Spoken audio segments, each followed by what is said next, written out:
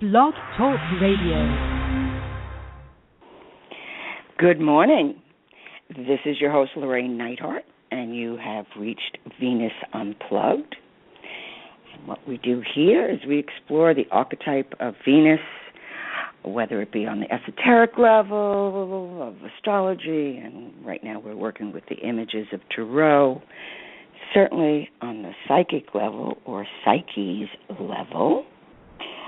And this is a place where the wounded heart hopefully finds inspiration and knowledge to accept the tasks of becoming a wise heart. So what we've been looking at for the last number of weeks is the tarot. And this is not for divination purposes. This is what I'm talking about. I'm using them as inspirations, as guides, as talismans, as images to just kind of look at, meditate, walk around with, use as reminders. These are states of consciousness. They're actually, on some level, they're stages of individuation. Now, individuation is a term, a Jungian term, Carl Jung, Uncle Carl.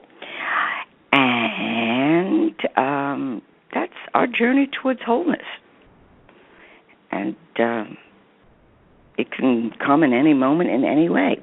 So what we are looking at today is the Tarot card 12, which is the Hangman. And at first, when we look at it, you almost get like a little nauseous because it's like you want to turn it right side up, but nope, he's supposed to be hanging upside down.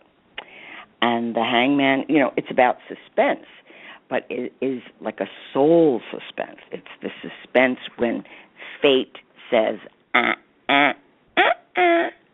you're not going any further with your dumbass idea of what you think your reality should be, or trying to will something that really, truly is going to cause great sorrow to yourself and to the world and to others, okay? It's not part of your evolutionary process. And so the Hangman comes in and says, nope. It is when we are in the grasp of fate. You're neither fish nor fowl. You don't know whether shit or go blind. You're just in between this, and the best thing to do is hang there. Yes, everything is upside down, and is supposed to be. So it's when we're experiencing this energy, the ego doesn't go for it. The ego wants its way, and when the Hangman comes in, or when we need to suspend the ego, which really, it has a pinhead of consciousness to really, wow, how profound psyche is, the immense capacity of psyche or the unconscious and its way, and it speaks a completely different language of symbolism and in dreams.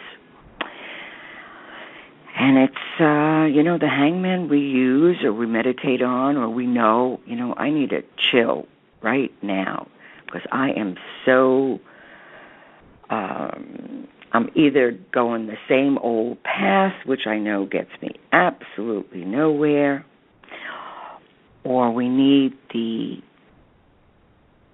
compassion. Compassion would be one of the images that, we can just be lost in this dimension of depth. And the ego is like, well, we're upside down and what we're doing. And spleens are like, chill. This is exactly where we need to be. Because, particularly in the Western mind, it's very difficult for us to tolerate enforced inactivity. And we think that action, especially for an extrovert, that is their natural form. Introverts find the Hangman a little easier because very often that's where they're at. And they can just hang there and kind of until they get their answer or just because they like it. All right. So when we're being hung upside down, it's somewhat of a spiritual yearning. And, there's always an assumption that heaven is above. I'm not so sure of that. It may be below. It's certainly within, you see. And the hangman is also, when we get a hint, because we're just hanging there, because it's between the polarities of life and death, right? But life and death also has to do with karma. It has to do, and karma is the wheel of time. So life and death and the hangman and being between the polarities, we are on the time dimension. But beyond time is eternity, where there is no time. So the karmic wheel, or the cause and effect, not the judgment and punishment that people want to think it is, we're only involved in the karmic polarities or the karmic experience of cause and effect, okay, in the realm of time. Beyond time is eternity, which is very difficult to conceive of. It's way past forever. It's so much bigger than forever, eternity.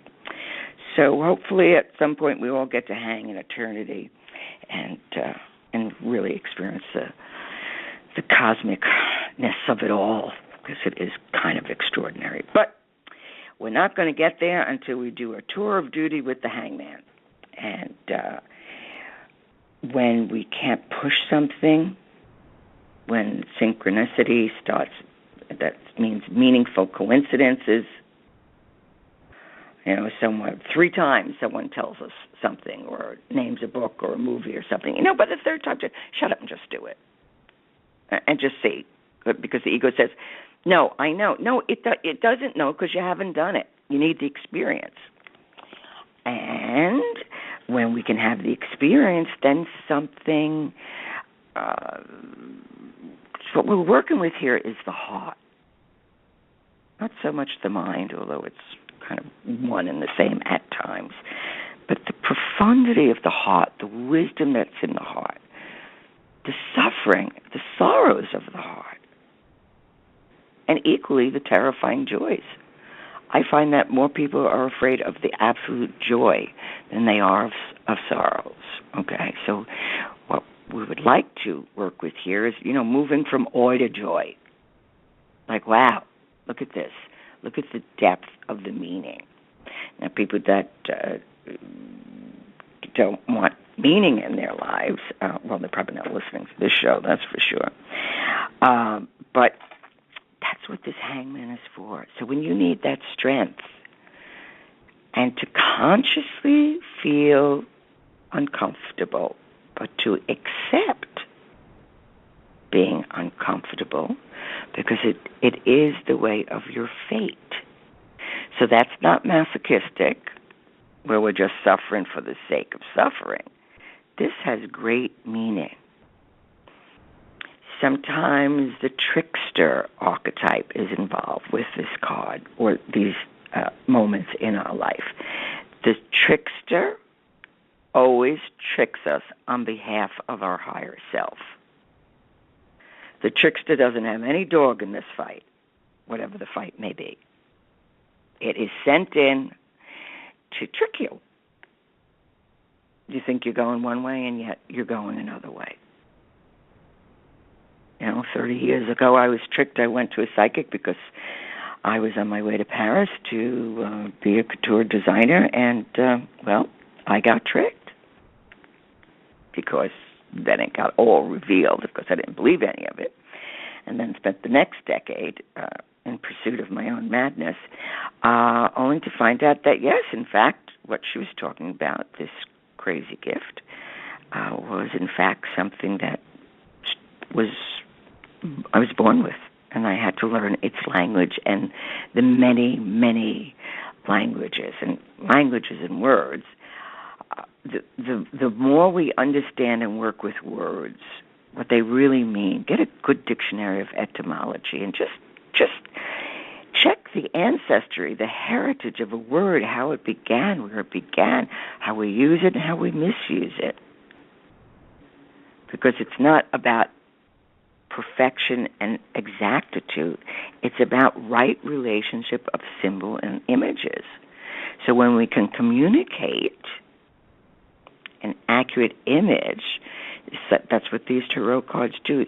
They communicate thousands of words and images, just that first impression. So the Hangman, it's definitely between two worlds. It is when we're suspended between the poles of existence, of birth and death, on the wheel of karma. We can feel a loneliness and a helplessness, but that's okay, because the richness of that loneliness, you are experiencing the loss of some treasured belief or some twisted opinion that you heard from somebody else that wasn't even originally yours. You just took it because that's what they told you. Only to discover as you're hanging upside down. And you know how kids like hang on monkey bars and they spin all around and they just twirl and whirl and they can see all that. They're comfortable kind of hanging there. They do it on purpose because they want to see the world in a different way. So go hang on a monkey bar or hang off the edge of a couch and see what you see and what goes on. Because you're being initiated into the sacred. And it's kind of the timeless world of the gods. Now the gods, they're not moral. You know, they're not a religion. They're gods. Now, they're pathological, so, you know, Hera certainly can't become Venus, and Venus certainly wouldn't even think of becoming Hera. That's never going to happen.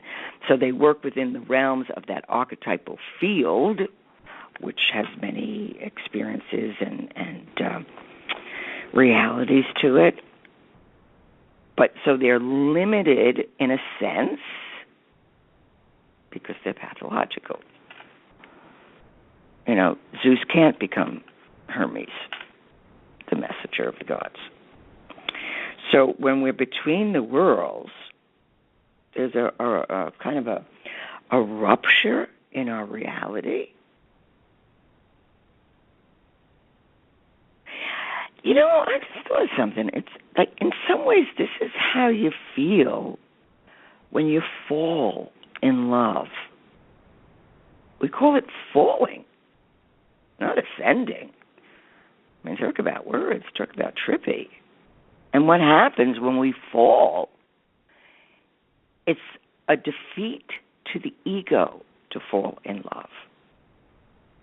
Or sometimes to love greater than the ego wants us to. Because the ego would say, well, you know, I have it on the highest authority. Or, you know, you shouldn't love this person, or this is forbidden, or I can't forgive because my pride is in the way, or whatever it might be. That's all hooey. Go hang upside down. See how you feel about it. You'll have a completely different perspective. And the whole world between last week and this week is going to be, you know, the living hangman. Because of how so many changes that are, you know, are happening internally and externally. An event happens in the world because it's been happening in the collective unconscious, sometimes for centuries.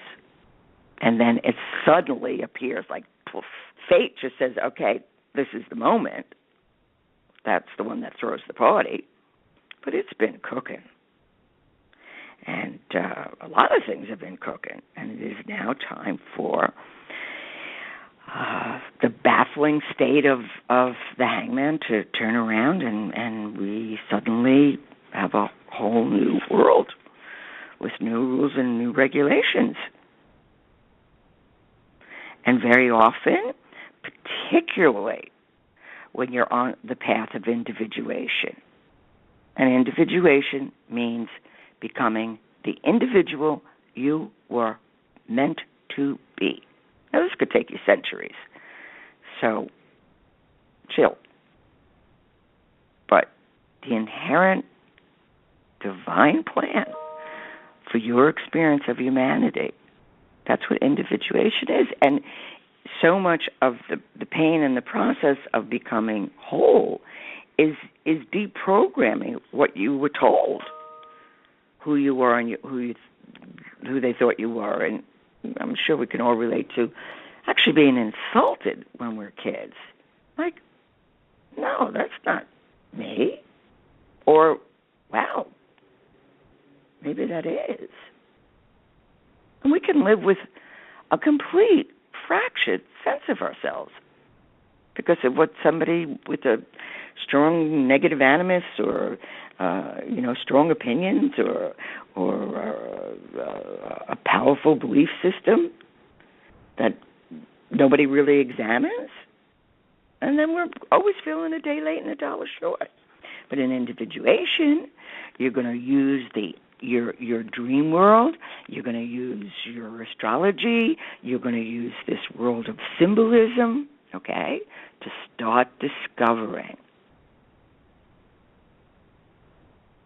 who you are and eventually rejoicing in that. I made a deal with myself when I started this, when I kind of got stalked by the divine. And the deal was like, whoa, this is so much bigger and greater and broader than I could ever imagine anything like this ever, ever, ever. Not a lot of mystics in the South Bronx. But I thought, all right, well, here we go. And I thought, all right, even if the last 30 seconds of my life I get a bit of an insight, that's cool. And I wasn't demanding it because I wasn't even sure whether that was possible. Because I spent years in the hangman position. But gradually, just ever so slightly, every now and again, I'd get a hint, which of course is totally uncomfortable. You don't want to know that, because you don't want to know about yourself. But little by little, as you hang in there or hang in there upside down, you become aware of a different perception.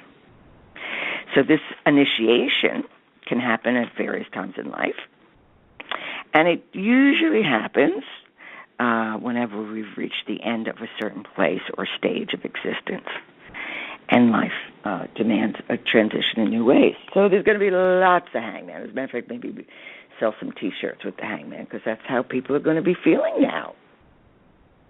Wow, what just happened? A whole lot of stuff just happened. And now we have to live it. Now we have to see how that plays out in everyday humanity, and how we're capable of sacrifice and spiritual suffering for the burden of becoming whole.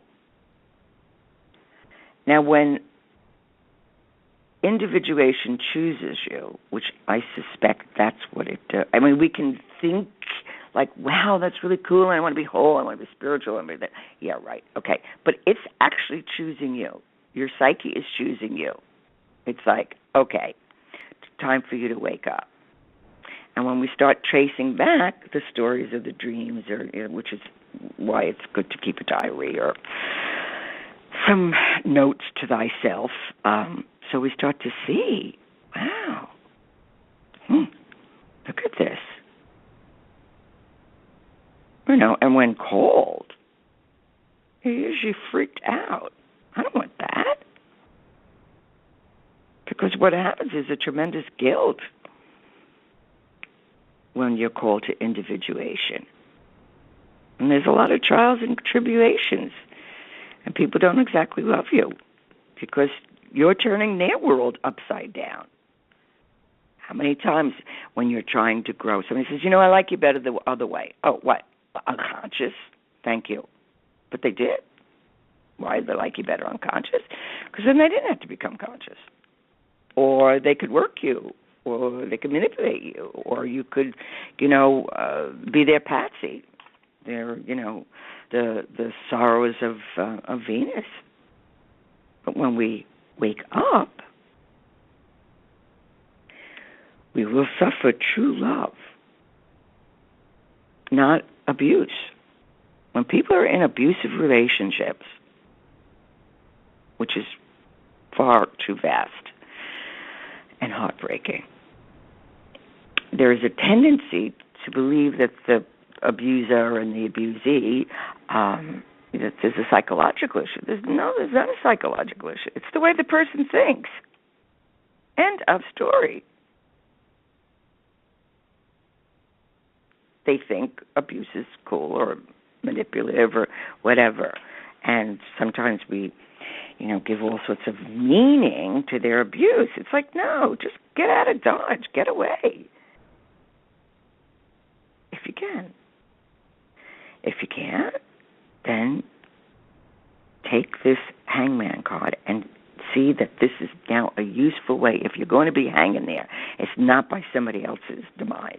It is by your own conscious will. And that you're willing to hang there until you get some consciousness, or until the door of perception opens, that ha-ha moment, or that you read a book and suddenly it becomes clear. It's like, holy moly, I thought that was just my weirdness. It's like I had a near-death experience when I was 22, and I've had several since. What the hell did I know what a near-death experience was? And it wasn't until I was reading a book and was going like, wait a second. Oh. And suddenly, the doors of perception opened, and I realized this stuff is for real.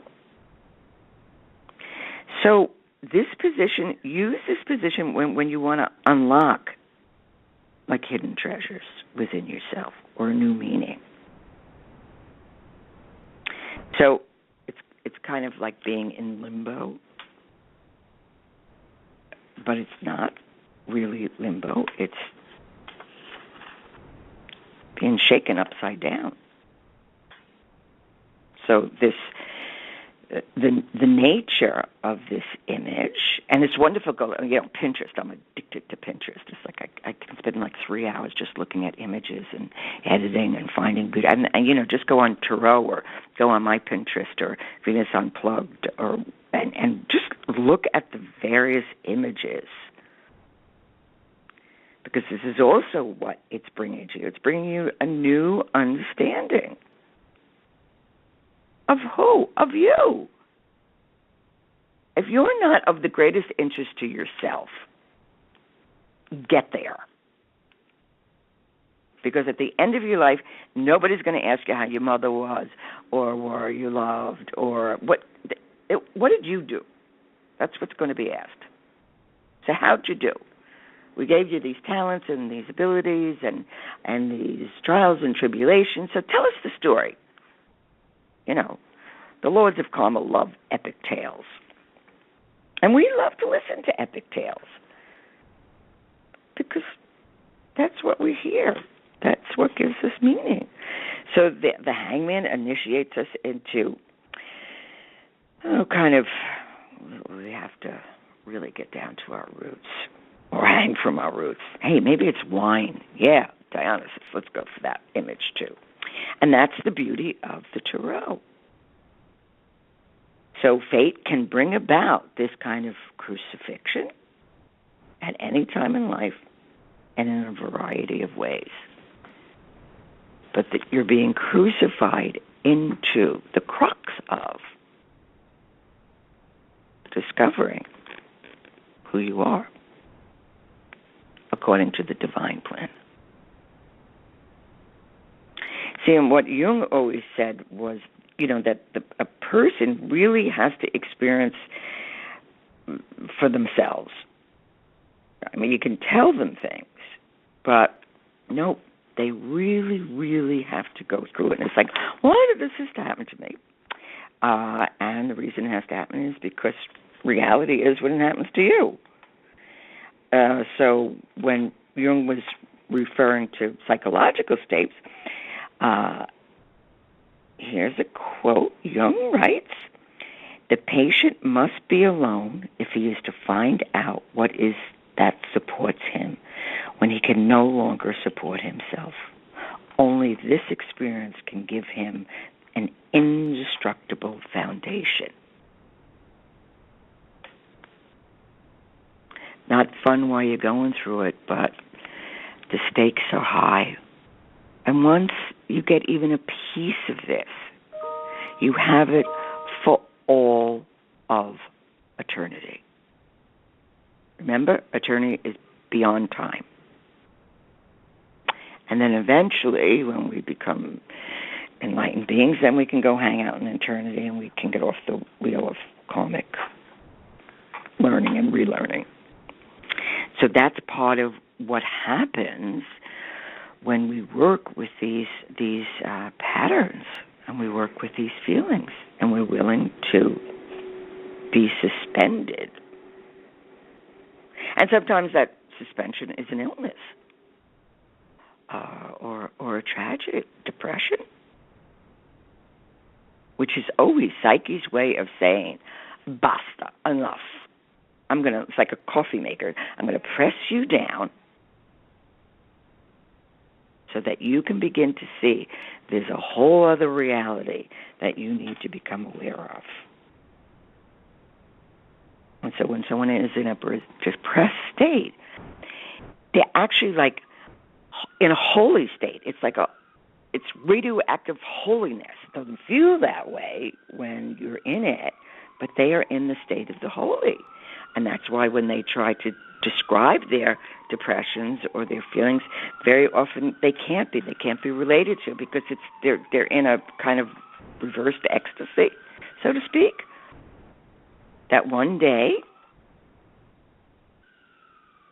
will turn into unbelievable insights, and compassion and empathy. So when someone is in that state, if you have empathy, just to listen. I'm not going to tell them what to do, because that's not the time. Psyche has already, said, okay, just pull them off the stage. We got to redress this issue, or we got to give them some new lines, because this is boring the shit out of us. Come on, they're greater than that, or less than that, or more human than that. Because that's the one thing we can claim. We have every right to be human and to be absolutely as dumb as a doorknob and occasionally as bright as a star. So that's what happens with this hangman image. So when it's time for you to retreat and you need to withdraw and you need to surrender to quietude, the hangman, as I said, for an introvert is much easier than for an extrovert. For an extrovert, this is murder. They are really crucified. Right? So, but we need that crucifixion every now and again.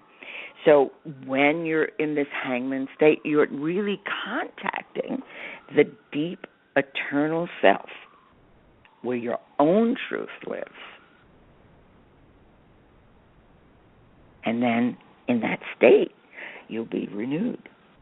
So use this. It's particularly good this week and next week to be using, because the world is turning all around, all topsy-turvy, and it's extraordinary. And we're here now, in this moment, experiencing these epic changes in humanity. So we're all in it together. So this is the serpent of rebirth. And the serpent of rebirth does not kill.